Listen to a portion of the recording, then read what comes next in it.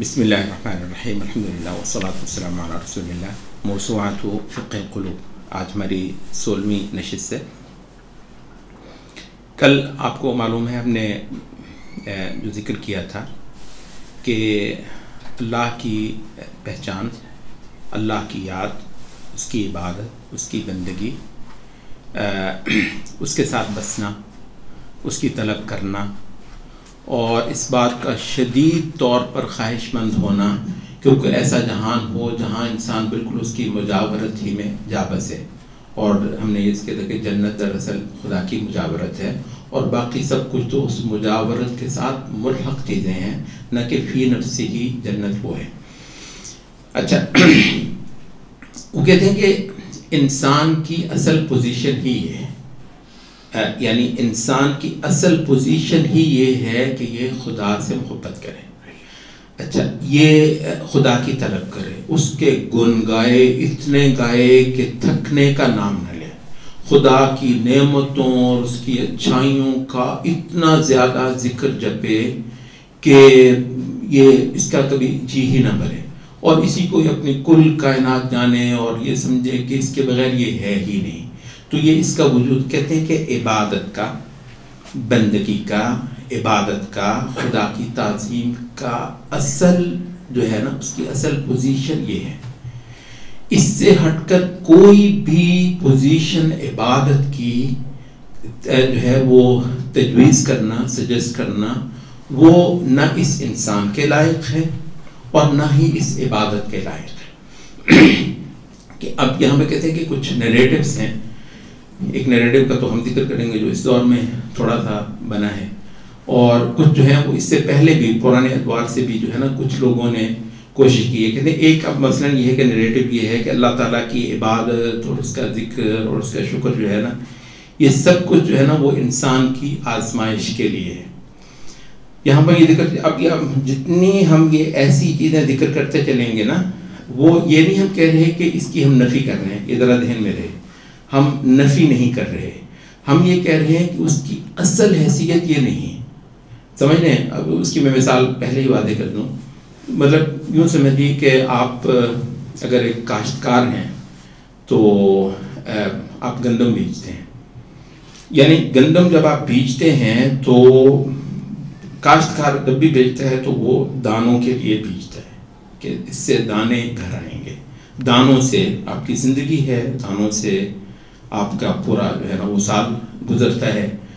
اچھا، لیکن یہ ہے کہ اس میں کچھ شک نہیں ہے کہ توڑی بھی آ جاتی ہے. یہ بھوسا جانتے ہیں نا، بھوس یا بھوسا جو ہوتا ہے.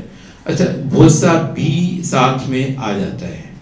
بعض اوقات جو ہے وہ آپ کے جانوروں کو چارہ کم پڑ جاتا ہے تو بیچ میں بھی آپ گندم کاٹ کے جانوروں وغیرہ کو کھلا دیتے ہیں، یا کوئی اور بھی ایسی جو ہے نا.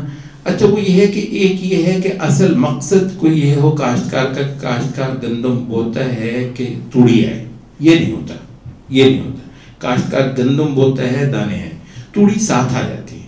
اب انکار تو نہیں ہم کر رہے، توڑی بھی. اچھا، توڑی کا کچھ فائدہ بھی ہوتا ہے، اچھا خاصا فائدہ ہوتا ہے، لیکن یہ ہے کہ وہ گندم کی جو کوئی ہے نا اہمیت وہ بے حد و حساب کم ہو جائے گی.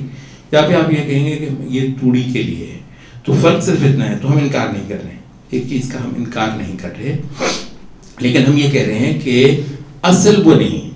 تو کہتے ہیں یہ جو عبادت ہے، یہ جو ذکر ہے، یہ جو سجدے ہیں، یہ جو تسبیحات وغیرہ ہیں، یا جو عمومی زندگی میں خدا کی اطاعت اور فرما برداری اور خدا کے کہنے میں رہنا اور پل پل پر دیکھنا کہ میرے مالک نے کیا کہا ہے اور میرے مالک نے کس چیز سے روکا ہے، کیا اس کو پسند ہے، کیا اس کو نہیں پسند ہے.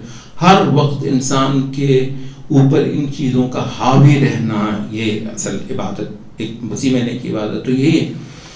تو کہتے ہیں کہ ایک طبقے نے یہ کہا کہ یہ جو ہے نا یہ آزمائش کے لیے ہے.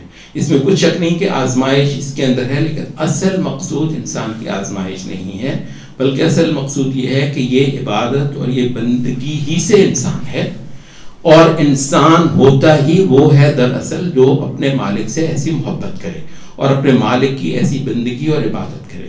تو کہتے ہیں کہ اب ایک جو ہے نا وہ بعض صالحین کا یہ ایک جو ہے وہ نیریٹو رہا ہے. بعض نے کہا ہے کہ یہ عبادت بندگی جو ہے وہ اس لیے مشروع ہوئی ہے، مقرر ٹھہرائی گئی ہے کہ اس سے جو ہے نا انسان اخروی جنت پائے. ہم یہ کہتے ہیں جنت پانا بلا شبہ اس کا ایک نتیجہ ہے، لیکن اصل عنوان جنت بھی اس کا نہیں ہے. انسان کا جو ہے نا وہ خدا سے رشتہ جنت سے بھی بہرحال بڑا ہے. جنت تو بیچ میں آ جاتی ہے کیونکہ مالک مہربان ہے، ٹھیک ہے. تو جنت کا اصل جو تعارف ہے یا اصل عنوان ہے وہ یہ ہے. اچھا، بعض نے کہا کہ عبادت اس لیے مشروع ٹھہرائی گئی ہے کہ یہ نفس کی ریاضت ہے، نفس کی جو ہے نا، حتیٰ کہ کہتے ہیں ہم یہ بھی نہیں مانتے کہ یہ نفس کی تہذیب ہے. اس میں کچھ شک نہیں کہ عبادت جب عبادت ہوتی ہے تو نفس کی تہذیب بھی کرتی ہے اور نفس کا تزکیہ بھی کرتی ہے. لیکن یہ ہم ماننے کے لیے تیار نہیں ہے کہ عبادت کا مقصد نفس کا تزکیہ کرنا، نفس کی عبادت کرنا، نفس کی تہذیب کرنا ہے. تو یہ بھی جو ہے وہ مقصود نہیں ہے. تو بعد نے کہا کہ عبادت اس لیے ہے کہ انسان کا اور جانور کا فرق کروایا جائے. ہم نے کہا بلا شبہ عبادت سے انسان کا اور جانور کا فرق ہو جاتا ہے، لیکن عبادت اس سے زیادہ اعلیٰ ہے کہ مقصد اس سے یہ ہو. بلکہ عبادت اصل یہ ہے کہ بس میں تو خدا کو ہی پالوں اور اس کے علاوہ میں اس کو کوئی اور عنوان دینے کا روادار نہ ہوں. تو کہتے ہیں کہ یہ سارے قول ان لوگوں کے ہیں جن کو کوئی اعلیٰ ذوق نصیب نہیں ہوا عبادت کے معاملے میں اور خدا سے لو لگانے کے معاملے میں. جن کو کوئی بہت اعلیٰ ذوق نہیں ملا تو وہ اس طرح کی ساری باتیں کرتے ہیں اور کل فوکس جو ہے نا پھر ان مقاصد پر کر دیتے ہیں. یہ تو پرانے دور کے جو صالحین ہیں، مطلب ان کی ہم بات کریں. آج اس وقت ایک نیریٹو جو ہے ہمارے پاس حضرات، اصل میں بعض اوقات ہوتا ہے کہ آپ کا مقصد بھی نہیں ہوتا ہے، لیکن نا کسی وجہ سے آپ اسٹریس ایک چیز پہ کر رہے ہوتے، اس سے نا ہوتے ہوتے کسی انداز میں وہ ایک نیریٹو یا تو بن جاتا ہے، لوگوں کو سمجھ آتا ہے، تو اس موقع پر صرف اتنی ہی ہم چاہ رہے ہیں کہ اصلاح کرنا. اب یہ ہے کہ ہمارے کچھ حضرات ہیں جنہوں نے آج کل جو ہے نا وہ اسلام کی کچھ سیاسی تعبیر کرنے کی کوئی بلا شبہ سیاست اسلام میں ہے، لیکن یہ ہے کہ وہ ایک ایسا بنا یا شاید مس انڈرسٹینڈ ایسا ہوا کہ یہ جو عبادتیں ہیں نا، یہ نماز ہے، یہ روزہ ہے وغیرہ وغیرہ، یہ دراصل حکومت الہیہ کے قیام کے لیے ہے. یا یہ ہے کہ ایک بڑی ذمہ داری انسان کو جو اٹھوانی ہے نا، جس کا نام خلافت ہے، اس کے لیے انسان کو اہل بنانا ہے. تو یہ عبادتیں جو ہے نا، آپ جو ہے وہ رات کے وقت اٹھیں گے، نماز پڑھیں گے، فجر کے لیے وہ گرم گرم بستر چھوڑیں گے، ٹھنڈے پانی سے وضو کریں گے، تو اس سے جو ہے نا نفس جو ہے وہ مالک کے حکم کے تابع ہونے کی جو ہے نا ایک مشق کرتی ہے، اور اس سے اتنی تیار ہو جاتی ہے کہ وہ ایک وسیع تر زندگی میں بھی ایسے بہت ساری جو رکاوٹیں ہیں ان کو پھر جو ہے نا وہ اوور کم کرتی ہے اور ان کا مقابلہ کرتی ہے، اور ایک جفا کشی پیدا ہوتی ہے جس سے روئے زمین میں دین قائم ہوتا ہے. دوبارہ ہم عرض کر دیں، بلا شبہ اس سے یہ فائدہ ہوتا ہے. مطلب کوئی بندہ یہ کہے کہ اس سے یہ فائدہ نہیں ہوتا، بلا شبہ اس سے یہ فائدہ بھی ہوتا ہے، اور ہزارہا فائدے ہوتے ہیں اللہ کی عبادت کے. لیکن ہم یہ کہتے ہیں کہ اس سجدے کی حیثیت کم کر دینا ہے. اگر میں کہوں کہ سجدہ اصل میں اس لیے رکھا گیا ہے کہ اس سے حکومت الہیہ قائم ہو جائے.